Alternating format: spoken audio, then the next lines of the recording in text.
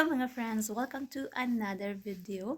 Update muli tayo how much the exchange rate here in Saudi Real to Philippine Peso as of April 16, 2024. Para sa mga kababayan natin na nag-aabang at nais magpadala ngayong araw na ito, syempre mga friends, through STC pa rin po ito. Magkakaiba po ang palitan ng bawat bangko, pero konti lang naman ang difference noon.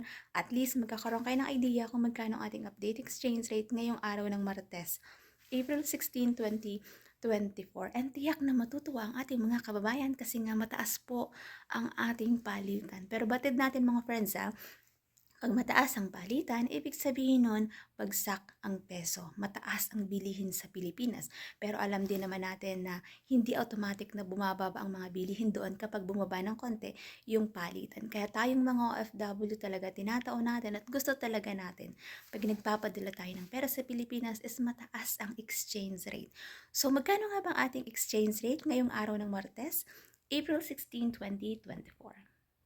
Update natin, 1 real equivalent ng 15.7.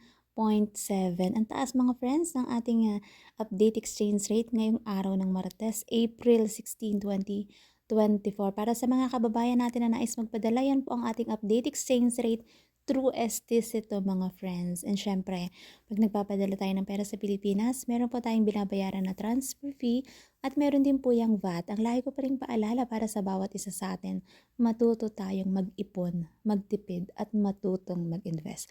Hindi habang buhay mga friends, lagi tayong nasa ibang bansa at hindi habang buhay ay kaya nating magtrabaho at malakas ang ating katawan. Kaya habang may panahon pa, may trabaho ka pa at may kinikita, huwag nating kalimutan na mag-ipon tayo para sa ating kinabukasan. Napakasarap umuwi sa Pilipinas mga friends na meron tayong ipon, especially para sa mga kababayan natin na nais ng mag-for good. Napakasarap na uuwi tayo na may ipon tayo. Ipon na magagamit natin pag uwi natin ng Pilipinas pag nais mong magnegosyo kasi alam naman natin na napakahirap ng buhay sa Pilipinas kung wala tayong pagkakakitaan. Kaya wag natin kalimutan mga friends na mag-ipon pa tayo para sa ating sarili. Yun ay para sa ating kinabukasan. So that's it for today's video mga friends. Thank you for watching and see you in my next update. God bless everyone. Much love.